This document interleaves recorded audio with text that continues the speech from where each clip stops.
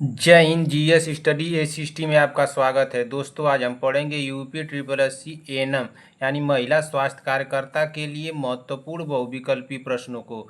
महिला स्वास्थ्य कार्यकर्ता की ये हमारी 20वीं क्लास होगी, जिसमें सारे क्वेश्चन कैसे होंगे, ऑब्जेक्टिव होंगे यानी बहुविकल्पी होंगे। तो दोस्तों, आप लोग क्लास में बने रहिए और एक एक क्वेश्चन को ध्यान से सुनते चलिए, देखते चलिए। क्या दोस्तों, एक एक क्वेश्चन को ध्यान से सुनते चलिए, देखते चलिए। आज जिस भी क्वेश्चन का आंसर आ रहा है तुरंत कमेंट बॉक्स में हमको बताते भी चलिए, और लास्ट में अपना स्कोर हमको जरूर बताइएगा कि आप लोगों का स्कोर कितना गया है। और जो भी बहनें हमारे चैनल पर अगर पहली बार आई हैं तो चैनल को ईमानदारी से सब्सक्राइब कर लीजिए। जब तक कि आप लोगों का एग्ज़ाम नहीं हो जाता है तब तक के लिए सब्सक्राइब कीजिए। जैसे ही आप लोगों का एग्ज़ाम हो जाएगा आके अनसब्सक्राइब मार दीजिएगा, कोई दिक्कत नहीं। मुझे बस आप लोगों का सिलेक्शन करवाना है। तो आज के मोटिवेशन के साथ इस क्लास को हम लोग शुरू करते हैं और देखते हैं कि आज का मोटिवेशन हमारा क्या है। तो आज का मोटिवेशन है कि पानी है मंजिल तो राहों का होना ही होगा, कुछ पाने के लिए जिंदगी में कुछ तो खोना ही होगा। पानी है मंजिल तो राहों का होना ही होगा, और कुछ पाने के लिए जिंदगी में कुछ तो खोना ही होगा। बिना संघर्ष किसे मिलती कामयाबी यहाँ, बिना संघर्ष किसे मिलती है कामयाबी यहाँ, तब तलक तो जिंदगी का बोझ ढोना ही होगा। तो दोस्तों, अब देर न करते हुए आज की क्लास को हम लोग शुरू करते हैं और देखते हैं कि हमारा पहला क्वेश्चन क्या दिया है। चलिए देखते हैं कि हमारा पहला क्वेश्चन क्या दिया है। क्वेश्चन नंबर एक पढ़िए क्या दिया है। क्वेश्चन नंबर एक हमारा दिया है, यदि एक महिला को गर्भावस्था का पूरा समय फुल टर्म प्रेगनेंसी में एस्पिरिन न दी जाती है तो उसका प्रभाव होगा। यदि एक महिला को गर्भावस्था का पूरा समय फुल टर्म न प्रेगनेंसी में एस्पिरिन इस तरह से लिखा गया है दी जाती है तो उसका प्रभाव होगा। तो उसका प्रभाव क्या होगा। प्रसव पीड़ा में देरी, या डॉक्टस वाहिनी का पहले बंद होना, या पोस्टमार्टम रुधिर स्राव का बढ़ना, उपरोक्त सभी। तो हमारा राइट आंसर क्या हो जाएगा पहले का, जल्दी से कमेंट कीजिए। तो पहले का हमारा राइट आंसर होगा उपरोक्त सभी ना, क्या हो जाएगा उपरोक्त सभी। तो हमारा राइट आंसर होगा ऑप्शन नंबर डी।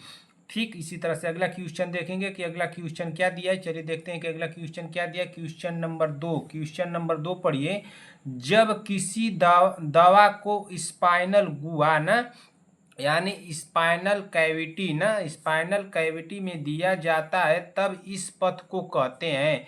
जब किसी दवा को स्पाइनल गुहा में दिया जाता है तब इस पथ को कहते हैं। तो क्या कहते हैं, इंट्राथिकल कहते हैं, या इंट्राओसियस कहते हैं, या इंट्रापेरियोटिनियल कहते हैं, या इंट्राकार्डियक कहते हैं। तो क्या कहते हैं, तो दूसरे का हमारा राइट आंसर हो जाएगा ऑप्शन नंबर ए, इंट्राथिकल। क्या कहते हैं, इंट्राथिकल ना हमारा राइट आंसर होगा दूसरे का ऑप्शन नंबर ए। ठीक, कहीं कहीं आप लोगों को इंट्राथियल इस तरह से देखने को मिलेगा,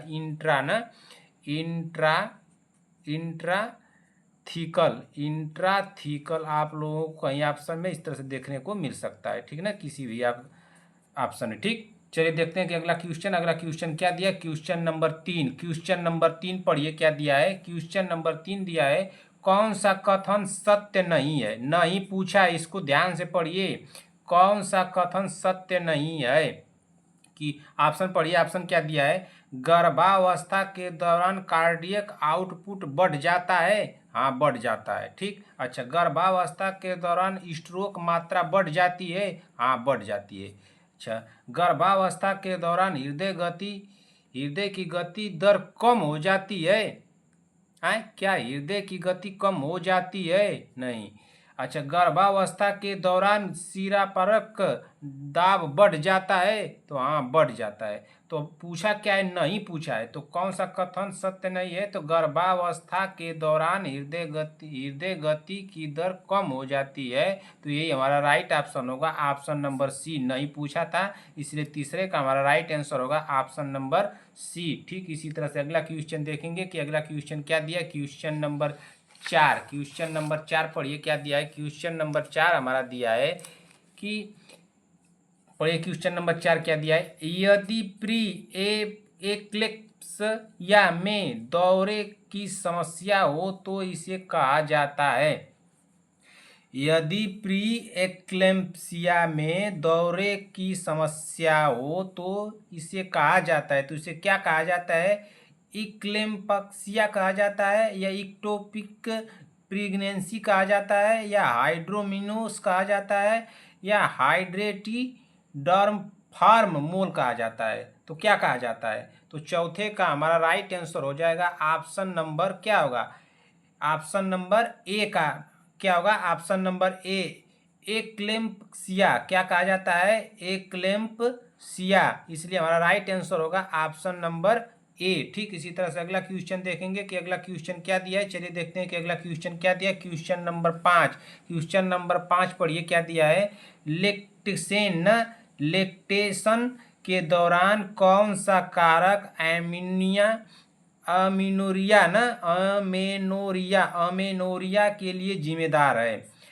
लेक्टेशन के दौरान कौन सा कारक अमेनोरिया के लिए जिम्मेदार है। तो कौन सा कारक अमेनोरिया के लिए जिम्मेदार है, क्या FSH का बढ़ा हुआ स्तर, या FSH का घटा हुआ स्तर, या प्रोलेक्टिन का बढ़ा हुआ स्तर, या प्रोलेक्टिन का घटा हुआ स्तर। तो कौन सा इसमें जिम्मेदार है, तो पांचवें का हमारा राइट आंसर होगा ऑप्शन नंबर क्या होगा, ऑप्शन नंबर सी, प्रोलेक्टिन का बढ़ा हुआ स्तर। क्या होगा, प्रोलेक्टिन का बढ़ा हुआ स्तर, इसलिए हमारा राइट आंसर होगा ऑप्शन नंबर सी। अच्छा, यहाँ पे जो FSH लिखा गया है इसका फुल फॉर्म क्या होता है, तो इसका फुल फॉर्म होता है फॉलिकल स्टिमुलेटिंग हार्मोन। क्या होता है, फॉलिकल ना, फॉलिकल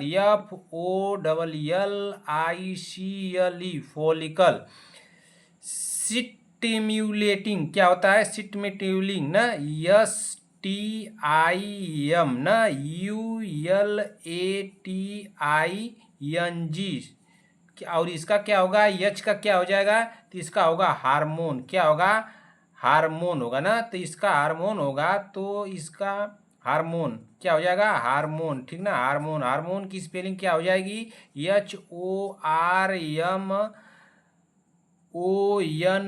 हार्मोन ना, क्या हो जाएगी, हार्मोन। ठीक ना, और ए का लिखा गया है, तो ए लिखा गया है फॉलिकल। क्या लिखा गया है, फॉलिकल। ठीक ना, फॉलिकल, फॉलिकल। ठीक, ये क्या लिखा गया है, फॉलिकल लिखा गया है।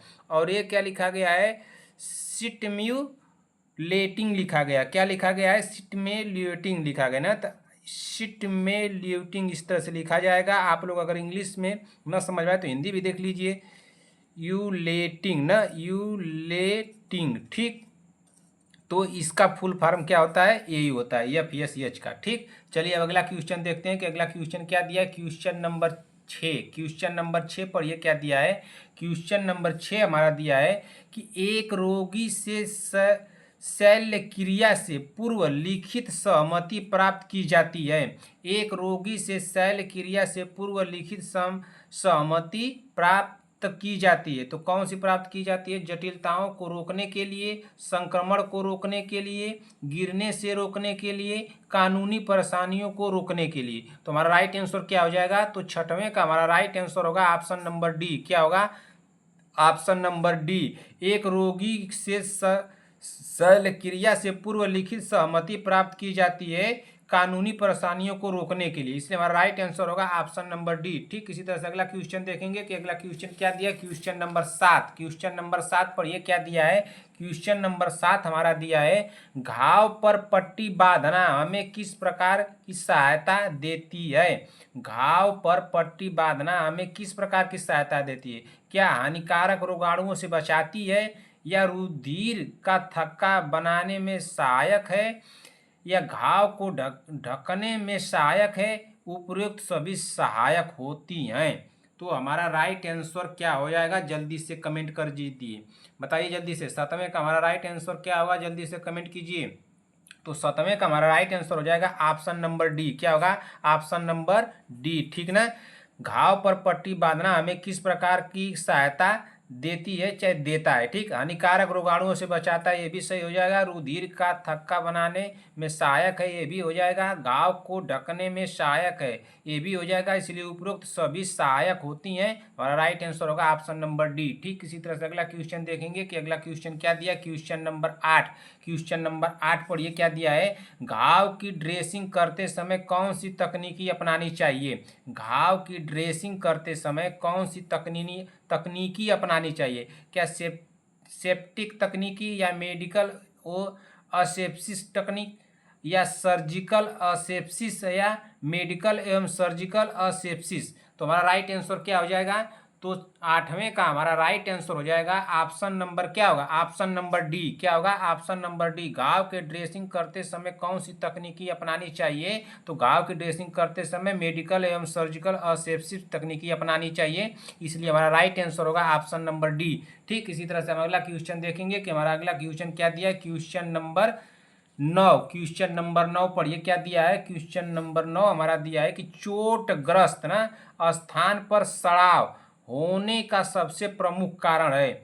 चोटग्रस्त स्थान पर सड़ाव होने का सबसे प्रमुख कारण क्या है। तो सबसे प्रमुख कारण क्या है। क्या विटामिन डी की कमी है, या अपर्याप्त रुधिर आपूर्ति है, या वृद्ध अवस्था है, या कार्टियोस्टीराइड का प्रयोग है। तो हमारा राइट आंसर क्या हो जाएगा। तो हमारा राइट आंसर हो जाएगा 9वें का ऑप्शन नंबर क्या होगा, ऑप्शन नंबर डी होगा। क्या होगा, ऑप्शन नंबर डी, कार्टियोस्टीराइड का प्रयोग होगा। क्या होगा, कार्टियोस्टीराइड का प्रयोग होगा, इसलिए हमारा राइट आंसर होगा ऑप्शन नंबर डी। देखिए कहीं कहीं आप लोगों को इसका आंसर क्या बताया जाएगा कि अपर्याप्त रुधिर आपूर्ति न अपर्याप्त रुधिर आपूर्ति, ये बताया जाएगा। लेकिन इस ऑप्शन के थ्रू यहाँ पे जो ये ऑप्शन दिया है कार्टियोस्टीराइड न का प्रयोग, तो यही हमारा राइट आंसर हो जाएगा, ठीक। चलिए देखते हैं कि अगला क्वेश्चन क्या दिया। क्वेश्चन नंबर 10, क्वेश्चन नंबर 10 देखिए क्या दिया है। क्वेश्चन नंबर 10 हमारा दिया है क्या दिया। क्वेश्चन नंबर 10 पढ़िए। क्वेश्चन नंबर 10 दिया है कि खिसकन को ठीक करने का सर्वाधिक उपयुक्त समय है चोट लगने के, ठीक। क्वेश्चन को ध्यान से एक बार और पढ़िए। खिसकन को ठीक करने का सर्वाधिक उपयुक्त समय है चोट लगने के। तो चोट लगने का तो क्या है, पहले तो ये जानिए कि खिसकन जो लिखा गया है यहाँ पर, खिसकन का मतलब क्या होता है। खिसकन लिखा गया है ना, तो खिसकन का मतलब क्या है यहाँ पे, खिसकन। तो खिसकन का अर्थ क्या हो जाएगा यहाँ पे। तो खिसकन का अर्थ होगा चोट न, चोट लगने से हड्डी न, चोट लगने से हड्डी का खिसकना, खिसकना, ठीक ना। ये पूछा है कि खिसकन को ठीक करने के लिए, यानी कि चोट लग गई है जब हड्डी खिसक गई है, वही कह रहा है कि खिसकन को ठीक करने के लिए सर्वाधिक उपयुक्त समय है चोट लगने के 3 घंटे के अंदर, या 4 घंटे से 6 घंटे के बाद, या 12 घंटे के बाद, या 24 घंटे के बाद। तो हमारा राइट आंसर क्या हो जाएगा। तो हमारा राइट आंसर हो जाएगा ऑप्शन नंबर ए, 3 घंटे के अंदर। क्या हो जाएगा, 3 घंटे के अंदर, इसलिए हमारा राइट आंसर होगा ऑप्शन नंबर ए, ठीक। क्या होगा, ऑप्शन नंबर ए। अब देखिए कहीं कहीं पर क्वेश्चन अब क्या कर देगा कि क्वेश्चन यही पूछेगा, ऑप्शन में थोड़ा सा चेंजिंग कर देगा। यहाँ पे क्या है, 4 से 6 घंटे के बाद किया है। यहाँ से अगर यहीं पर कर देगा 4 से 6 घंटे के अंदर, 4 से 6 घंटे के अगर अंदर कर देगा, तो ये 3 वाला ऑप्शन हट जाएगा, ऑप्शन बी तब लगाना होगा, ठीक ना। अगर इस तरह से दिया रहेगा 4 से 6 घंटे के बाद, तब ऑप्शन हमारा 3 हो जाएगा, 3 घंटे के अंदर वाला हो जाएगा। अगर यह ऑप्शन सभी ऑप्शन दिया है, बस यहीं पर बाद की जगह अंदर लिख देगा, तब ऑप्शन हम लोग का चेंज हो जाएगा, ऑप्शन नंबर बी लगेगा, ठीक। ध्यान दीजिएगा। चलिए देखते हैं अगला क्वेश्चन क्या दिया। क्वेश्चन नंबर 11, क्वेश्चन नंबर 11 पढ़िए क्या दिया है। क्वेश्चन नंबर 11 दिया है कि गैलेक्टोगाग वह औषधि है जो स्तन दूध के स्त्रावण को बढ़ाती है, या रुधिर में ग्लूकोज के स्तर को बढ़ाती है, या रुधिर में ग्लूकोज के स्तर को कम करती है, भूख को बढ़ाती है। तो 11वें का हमारा राइट आंसर क्या हो जाएगा।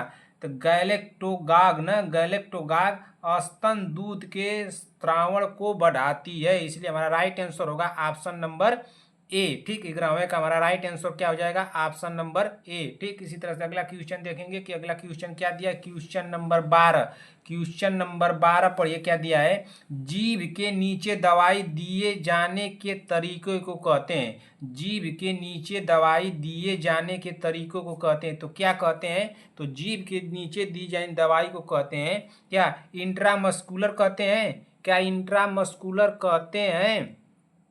नहीं, इंट्रामस्कुलर तो नहीं कहते हैं। एक कल परसों की क्लास में आप लोग को मैं बताया हूँ, सबलांगुअल कहते हैं, सबलांगुअल कहते हैं। देखिए अगला क्वेश्चन क्या ऑप्शन क्या दिया है। सबक्यूटेनियस कहते हैं, ये भी नहीं होगा। इंट्रामल कहते हैं, ये भी नहीं होगा। तो हमारा राइट ऑप्शन क्या हो जाएगा? ऑप्शन नंबर बी होगा ना। क्या होगा? Option number B. सबलिंगुअल कहते हैं। क्या कहते हैं? जीभ के नीचे दवाई दी जाने के तरीके को क्या कहते हैं? तो सबलिंगुअल कहते हैं। इसलिए हमारा राइट आंसर होगा ऑप्शन नंबर बी। ठीक, इसी तरह से अगला क्वेश्चन देखेंगे कि अगला क्वेश्चन क्या दिया है। चलिए देखते हैं कि अगला क्वेश्चन क्या दिया है। क्वेश्चन नंबर 13, क्वेश्चन नंबर 13 पढ़िए क्या दिया है। क्वेश्चन नंबर 13 हमारा दिया है टोकोलाइटिक्स ना, टोकोलाइटिक्स वे औषधि है जो, टोकोलाइटिक्स वो औषधि है जो, कौन सी औषधि है? जो ग्रेस्ट्रोइंटेस्टाइनल गति को बढ़ाती है, गर्भाशय की गति को बढ़ाती है, गर्भाशय की गति को कम करती है, या ग्रेस्ट्रोइंटेस्टाइनल गति को कम करती है। तो हमारा राइट आंसर क्या हो जाएगा? 13वें का हमारा राइट आंसर क्या होगा? तो टोकोलाइटिक्स, टोकोलाइटिक्स वो औषधि है जो गर्भाशय की गति को कम करती है। किसकी गति को कम करती है? गर्भाशय की गति को कम करती है। इसलिए हमारा राइट आंसर होगा ऑप्शन नंबर सी। 13वें का क्या होगा? Option number c. ठीक, इसी तरह से अगला क्वेश्चन देखेंगे कि अगला क्वेश्चन क्या दिया है। क्वेश्चन नंबर 14, क्वेश्चन नंबर 14 पढ़िए क्या दिया है। क्वेश्चन नंबर 14 हमारा दिया है मायोटिक्स ना, मायोटिक्स, मायोटिक्स वे औषधि है जो, तो मायोटिक्स कैसी औषधि है? जो आँख की पुतली को सिकोड़ देती है, या रुधिर वाहिकाओं को सिकोड़ देती है, या रुधिर वाहिकाओं को फैला देती है, या आँख की पुतली को फैला देती है। तो हमारा राइट आंसर क्या हो जाएगा? 14वें का जल्दी से कमेंट कीजिए। मायोटिक्स ना वे औषधि है जो आँख की पुतली को सिकोड़ देती है। इसलिए हमारा राइट आंसर होगा ऑप्शन नंबर ए। 14वें का क्या होगा? Option number A. ठीक, इसी तरह से अगला क्वेश्चन देखेंगे कि अगला क्वेश्चन क्या दिया है। क्वेश्चन नंबर 15, क्वेश्चन नंबर 15 पढ़िए क्या दिया है। क्वेश्चन नंबर 15 हमारा दिया है मिनड्रिएटिक्स ना, मिनड्रिएटिक्स वे औषधि है जो, मिनड्रिएटिक कैसी औषधि है? जो आँख की पुतली को सिकोड़ देती है, आँख की पुतली को फैला देती है, रुधिर वाहिकाओं को सिकोड़ देती है, और रुधिर वाहिकाओं को फैला देती है। तो मिनड्रिएटिक्स ना, मिनड्रिएटिक्स वे औषधि है जो क्या करती है? वो करती क्या है कि आँख की पुतली को फैला देती है। क्या करती है? आँख की पुतली को फैला देती है। इसलिए हमारा राइट आंसर होगा ऑप्शन नंबर बी। क्या होगा? Option number b. देखिए दोनों ऑप्शन देखिए, 14 और 15 को एक बार देख लीजिए। 15 में क्या पूछा है कि मायोटिक्स कैसी औषधि है। मान लीजिए मायोटिक्स वे औषधि है जो करती क्या है कि आँख की पुतली को सिकोड़ देती है। लेकिन यहाँ पे क्या पूछा है कि मिनड्रिएटिक्स वे औषधि है जो ये क्या करती है? आँख की पुतली को फैला देती है। ठीक ना, ये क्या करती है? सिकोड़ देती है, फैला देती है। ठीक, तो दोस्तों इसी के साथ अब क्लास को हम लोग समाप्त करते हैं। क्लास आप लोगों को कैसी लगी? अगर क्लास आप लोगों को अच्छी लगी हो तो एक लाइक कीजिएगा, अपने दोस्तों में, अपने भाई बहनों में इसको शेयर भी कीजिएगा। और जो भी बहनें हमारी चैनल पर अगर पहली बार आई हैं तो चैनल को ईमानदारी से सब्सक्राइब कर लीजिए। जब तक कि आप लोगों का एग्जाम क्रैक नहीं हो जाता है तब तक के लिए सब्सक्राइब कीजिए, उसके बाद आके अनसब्सक्राइब मार दीजिएगा, कोई दिक्कत नहीं। हाँ, कमेंट बॉक्स में अपना स्कोर जरूर बताइएगा कि आप लोगों का स्कोर कितना गया है। ठीक ना, आप अपना स्कोर जरूर बताइएगा। तो दोस्तों इसी के साथ क्लास को समाप्त करते हैं। क्लास कैसी लगी कमेंट बॉक्स में अपना प्यार देना मत भूलिएगा। मिलते हैं ऐसी ही क्लास के साथ, तब तक के लिए जय हिंद, जय भारत।